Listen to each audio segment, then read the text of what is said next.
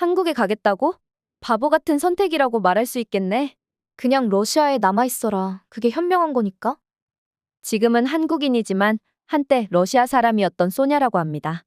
제 이름은 한국 사람들도 발음하기 편하고 친숙해하는 편인 것 같아서 귀화하면서 이름을 바꾸지는 않았어요. 물론 성은 남편의 성을 따라서 바꾸긴 했지만요.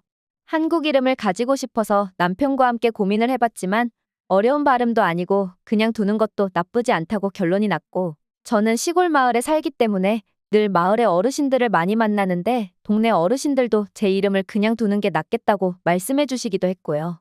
귀화 시험도 자신 있고 거의 귀화할 거라서 완전한 한국 사람이 되고 싶어서 그런다고 말씀드렸더니 그래도 소냐라는 이름은 그냥 놔두라는 의견이 대다수라 그냥 두었습니다. 제 이름은 그냥 두고 곧 태어날 딸아이의 이름은 순수한 한글 이름으로 예쁘게 지어줄 생각이에요. 제가 한국의 시골 남자와 중매혼을 했다고 오해하실까봐 말씀드리는데 그런 경우는 아니었어요. 저는 이미 10년 전에 한국에 첫 발을 디뎠고요. 30이 넘은 나이에 한국 남자와 연애를 하다가 결혼을 했고, 결혼하면서 시골로 내려와서 살게 된 경우입니다. 결혼 3년 만에 자녀가 생겨서 내년에 출산도 할 예정이에요. 한국에서 저는 마침내 행복한 가정을 만들게 되었습니다. 우선 제가 지금 글을 쓰게 되는 이유는 한국에서 어떻게 자리를 잡았고 어떻게 살고 있는지 말씀을 드리려는 것은 아니고요. 10년 전에 제가 한국으로 왔을 때 러시아 사람들에게 바보 취급을 받았던 상황과 지금에 와서야 러시아 사람들은 왜 저를 부러워하는지, 왜 제가 현명했다고 말하는지 말씀드리고 싶어서입니다. 그리고 아직까지도 깨닫지 못하고 한국은 어디 가난한 나라쯤으로 생각하는 사람들에게 현실을 알려주기 위함이에요. 지금은 그렇지 않겠지만 10년 전을 생각해보면 당시 한국에 왔을 때만 해도 러시아의 주변 사람들은 왜 한국 같은 데를 가냐며 굉장히 심하게 반대를 했습니다. 부모님도 마찬가지였고 학교 교수님들도 전부 다 같은 말씀을 하셨어요. 지금은 한국에 오는 선택을 했던 저를 부러워하는 사람들이 100%지만 당시에는 나름대로 그럴 만한 이유는 있었습니다. 지금은 절대 아니지만 딱 2013년까지만 해도 러시아는 경제대국으로 부상할 가능성이 크다고 평가되었어요. 2009년에서 2013년까지 러시아의 GDP는 딱 2배 성장했고요. 같은 기간 한국은 겨우 20% 성장하는 데 그쳤습니다. 한국뿐만 아니라 대부분의 나라들이 20% 내외의 성장률을 보인 데 반해서 러시아는 100% 성장을 해냈고, 당시에는 한국을 포함한 유럽의 많은 국가들이 러시아의 공장을 짓기 시작했고 세계의 돈이 러시아로 몰려들고 있었어요. 러시아 어디에서는 높은 급여를 제한하는 일자리 공고가 사방에 널렸고 사람을 못 구해서 주변 구소련의 가난한 국가들에서 사람들이 몰려오기도 했습니다. 러시아의 부흥을 꿈꿀 만한 좋은 상황이었습니다. 부자들은 속출하고 있었고 러시아는 매일같이 부자가 탄생하는 나라였습니다. 당시 전망으로 2018년쯤이면 러시아는 1인당 GDP가 3만 달러에 도달해서 한국의 1인당 GDP를 추월할 것이라는 러시아 신문의 보도가 쏟아졌고 러시아 사람들은 큰 기대감 속에 하루하루를 보내고 있었습니다. 이런 분위기 속에서 제가 한국으로 가겠다고 하니 주변에서 아주 난리가 아니었죠. 심지어 2013년에는 인구가 훨씬 더 많은 러시아가 한국의 경제 규모를 뛰어넘은 상황이기도 했어요. 전체 GDP 수치를 보면 러시아는 2.2조 달러를 넘은 수준이었고 당시 한국은 1.3조 달러밖에 안 되었기 때문에 일부 러시아 사람들은 한국을 가난한 나라쯤으로 생각하고 있었습니다. 지금은 러시아가 한국보다 인구가 거의 3배가 많음에도 불구하고 한국보다 경제 규모가 작은 수준에 머물러 있지만요. 어디까지나 당시의 러시아 분위기는 그랬습니다. 그럼에도 불구하고 저는 한국으로 취직을 했습니다. 저는 대학에서 한국어를 전공했고요. 졸업 직후 당시에 러시아에서 한국과 관련이 있는 기업에 취직할 기회도 상당히 많았습니다. 높은 급여를 보장받을 수도 있었어요. 하지만 저는 그럼에도 불구하고 한국 땅에서 살아보기를 원했습니다. 한국에서 러시아와 무역을 하는 회사에 취직을 했습니다. 많은 사람들이 러시아가 잘 살고 큰 기대 가능성을 보여준다고 말했지만 제가 느끼고 봤던 것은 전혀 그렇지 않았습니다. 한국 회사의 급여가 훨씬 높았고요. 그리고 한국의 모든 인프라는 러시아와는 비교할 수 없을 만큼 수십 년 발전한 수준이었어요.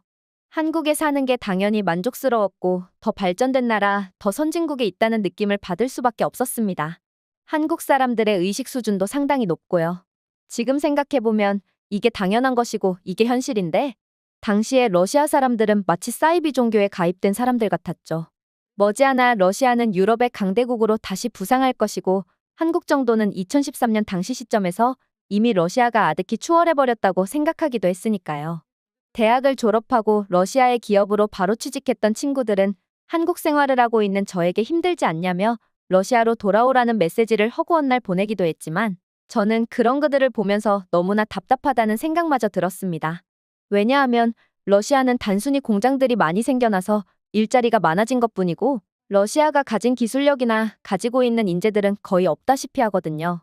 저는 한국의 무역회사에서 일하며 양국이 얼마나 큰 기술 격차를 보이고 있고 얼마나 다른 발전 가능성을 보이고 있는지 체감할 수 있었어요. 한국의 수출품은 첨단 산업에 기반한 물건들이고 러시아에서 들여오는 물건은 단순한 것들이었어요. 심지어 한국은 러시아에 거의 일방적으로 수출하는 입장이고 러시아는 한국에 팔 만한 물건조차 없었습니다.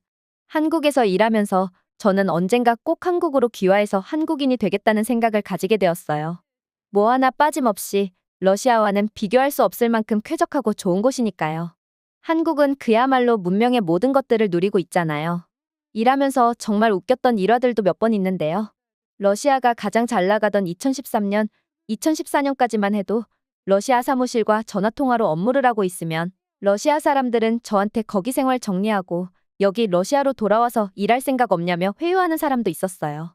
저는 한국에서 받는 급여를 말해주면 깜짝 놀라서 그렇게 많이 받냐며 놀라면서 말이죠. 그럼에도 불구하고 러시아 사람들은 곧 러시아가 한국을 아득히 추월할 상황이니까 1, 2년만 여기 러시아로 와서 일하면 그 정도는 더 받을 수 있다고 말하기도 했죠. 기분이 나빴지만 사이비 종교에 빠진 사람들과는 대화가 안 통하는 법이니까요. 그리고 제 친구들도 저에게 쓴소리를 많이 했습니다. 한국 같은 데 있지 말고 러시아로 돌아오라는 지긋지긋한 소리요. 하지만 저는 친구들을 향해서 러시아의 언론에 속지 말고 현실을 봐야 한다며 친구들에게 말을 해주고는 했지만 그냥 그들은 당시에 사이비 종교에 흠뻑 빠진 사람들이라서 말이 통하지 않았습니다. 그리고 시간이 흐르면서 제 말이 맞았다는 것을 러시아에 있는 사람들은 깨닫게 되었습니다. 2013년 최고점을 기록한 러시아의 경제는 2014년부터 마이너스 성장을 기록했습니다. 러시아에서 공장들은 철수하고 사람들은 일자리를 잃고 2016년이 되자 다시 GDP는 절반으로 떨어졌습니다. 아무런 기술력 없고 기반 없는 나라가 이렇게 추락하는 것은 당연했죠. 하지만 한국은 늘 승승장구해 왔습니다. 러시아와는 비교할 수 없는 나라죠. 저는 러시아에서 가장 풍족한 세대였다고 말할 수 있어요. 2012년에 졸업을 했고 당시의 대학 졸업생들은 전공이 무엇이든 간에 높은 급여를 받으며 원하는 회사에 골라 들어갈 수 있었고 러시아 역사상 정점으로 높아져 있는 급여를 첫 급여로 받았으니 이들은 세상이 그저 아름답고 행복한 것으로 생각하는 세대였습니다. 하지만 저는 한국어 전공이라는 이점을 살려서 한국으로 취업을 했었고 다른 친구들은 러시아의 부흥을 믿으며 러시아에 남아있는 선택을 했다가 좌절스러운 러시아의 경제 상황에 직면해서 큰 좌절을 맛본 세대이기도 하죠.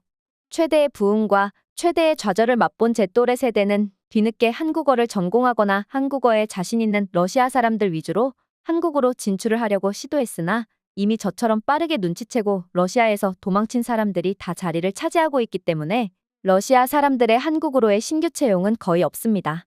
지금 한국의 회사에 다니고 있는 러시아 사람들은 여기서 나가면 정말 모든 것을 다 잃는 것과 마찬가지여서 아무리 힘들고 지쳐도 회사를 그만두지 않고 있거든요.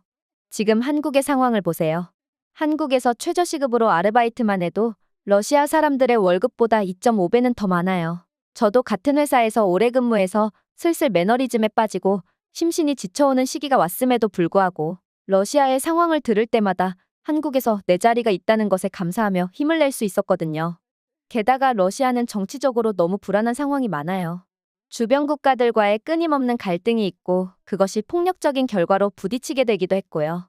한국뿐만 아니라 다른 나라에 있는 러시아 사람들은 자신들의 조국으로 돌아가는 것을 원하지 않고 있습니다. 딱 10년 전만 해도 한국으로 간다고 그렇게 무시했던 주변 사람들은 이제는 저에게 전화해서 뭐라고 하는지 아시나요? 한국으로 갈 수 있는 루트가 있느냐? 어떻게 하면 한국에서 자리를 잡을 수 있느냐? 자산이 어느 정도 있는 사람들은 한국으로의 투자 이민이 가능한지 알아봐 줄 수 있냐는 등 하나같이 러시아에서 탈출하는 것을 간절해하고 있어요. 10년 전 러시아의 부흥이라는 거대한 사이비 종교에 빠져서 헤어나올 줄 모르던 사람들이 이제는 모두 정신을 차리고 현실을 직시했습니다. 하지만 제가 그들에게 말해줄 것은 하나도 없어요. 10년 전에 그런 생각을 가지고 있었다면 지금보다는 훨씬 쉬웠을 것이고 경쟁자도 없었을 텐데 지금은 그렇지 않다고 말하고 있습니다. 그러면서 나는 한국으로의 취업을 알선해주거나 한국에서 사업을 할 수 있도록 연결해주는 브로커가 아니라고 말할 뿐입니다. 이렇게 말하면서도 저는 여러 가지 생각이 교차하는데요. 먼저 당연히 통쾌한 감정도 있어요. 하지만 한편으로는 저 사람들도 살 방법을 찾아서 이것저것 궁리를 하고 있는 것인데 녹록치 않은 현실의 벽에 부딪혀서 계속 좌절을 하고 또 좌절을 하는 모습이 딱하기도 하고요. 솔직히 제가 능력이 된다면 많은 러시아 사람들을 구해주고 싶기는 하지만 제 능력 바뀌잖아요. 제가 할 수 있는 최소한의 조치를 하기로 마음먹었고 남편과 상의해서 러시아에 계신 부모님을 한국으로 초청하려고 합니다. 부모님은 러시아에서 일자리를 못 구하신 지 오래되었고 제가 보내드리는 작은 생활비로 먹고 살고 계시죠. 오히려 부모님이 러시아에 계시면 정말 작은 돈으로 제가 부모님을 평생 부양해드릴 수 있기는 한데 지금 다들 아시다시피 러시아는 굉장히 불안한 상황입니다. 집에서 쉬고 계시던 부모님의 집에 폭탄이 날아오는 것을 원하지 않고 있고요. 그리고 부모님이 한국으로 오시면 곧 태어날 아이도 돌봐주실 수 있고 그러면 제가 한국에서 계속해서 커리어 생활을 이어나갈 수 있으니까요. 이런 제 의견에 남편도 긍정적으로 생각해서 흔쾌히 그러라고 했고요. 부모님이 한국에 오시면 저는 우선 서울로 가서 한국의 모습을 보여드리려고 해요. 아무래도 나이가 있으신 분들이라 세계가 얼마나 빠르게 변하는지 한국은 어떤 나라인지 잘 모르시거든요. 그냥 한국이 잘 산다는 것만 알고 계시는데 그러면서도 한편으로는 해외에 귀화까지 한 딸이 걱정되는 부모님의 마음이 있으시니까 한국의 발전된 모습과 너무나도 안전한 한국의 모습을 보여드리고 마음을 안심시켜드릴 예정이에요. 러시아에 남아있는 부모님의 지인들은 부모님이 한국에 가시는 걸 너무나 부러워하고 있는 상황이죠. 마치 조난당에 있다가 구조되는 사람을 쳐다보는 듯 바라봤다고 했어요. 그리고 부모님에게 서울을 포함한 한국의 모습들을 구경시켜드렸어요. 그리고 부모님은 너무나 좋아하셨습니다. 엄청나게 발전된 모습들, 아주 깔끔한 도로의 풍경, 무엇보다도 사람들의 여유 있는 모습은 러시아 사람들이 부러워할 만하다며 깜짝 놀라셨습니다. 이렇게나 잘 사는 나라인지 모르셨을 거예요. 물론 부모님도 한국이 잘 사는 나라라는 것을 당연히 알고 계셨지만 머릿속으로 그냥 잘 사는 나라구나라고 알고 있는 것과 실제로 한국에 와보고 한국에서 풍기는 분위기를 느껴보는 것은 하늘과 땅 차이니까요. 그리고 제가 살고 있는 시골집에 오셨을 때에도 절대로 안 좋다거나 나쁘다는 말씀을 하지 않으세요. 여기도 굉장히 만족해하세요. 차를 타고 20분이면 번화한 시내에 나갈 수도 있기 때문에 생활하는 데 있어서 어려움도 없으니 너무 좋아하십니다. 그리고 부모님은 저를 보며 딸아이를 러시아 사람의 정체성으로 키우지 말고 한국 사람의 정체성으로 키우라고 말씀도 하세요. 러시아 사람으로 살아봐야 좋을 게 뭐가 있냐며 말이죠. 아빠가 한국 사람이니까 아빠인 한국 사람의 피를 물려받았다고 생각하고 딸이 성인으로 컸을 때 러시아로 가보겠다는 호기심마저 들지 않게 철저하게 한국인으로 한국 사람으로 키우라는 말씀을 매우 강조하고 계세요. 부모님이 이렇게 말씀하지 않으셔도 이미 그럴 생각이기는 했지만 혹시라도 부모님이 이런 것들을 나쁘다고 생각하실 줄 알아서 어떻게 말씀드릴까 고민하고 있었는데 먼저 말씀해 주시니 마음도 너무 편하네요. 그리고 러시아에 남아있는 제 친구들은 자꾸 저한테 전화를 걸어오는데 직접적으로 어떻게 방법이 없냐고 대놓고 묻지는 않지만 다들 혹시라도 한국으로 가서 정착할 수 있는 방법이 있는지 궁금해하는 눈치예요. 친구들은 처음에 취직했던 회사에서 근무하고 있지도 않을 뿐더러 그냥 아무것도 못하고 놀고 있는 친구들도 많고 다른데 직장을 구한 친구들도 있는데 처음 받았던 급여가 너무 높아서 지금 이 돈을 받고 일해야 하는지 회의감이 많이 온다고 해요. 실제로 제가 졸업했던 2010년대 초반에 졸업했던 많은 러시아의 청년들은 이와 같은 고민과 위기에 빠져 있고요. 이렇게 10년 사이에 러시아 사람들은 자신감을 잃었고 한국은 늘 그렇듯 꾸준한 성장을 해왔습니다. 그리고 과거에 제가 주변 사람들의 말에 흔들리지 않고 뚝심 있게 밀어붙였던 선택을 스스로 칭찬하고 있기도 합니다. 저는 완벽한 한국 사람이 될 생각이고 제 딸아이도 완벽하게 한국 사람으로 키울 생각이거든요.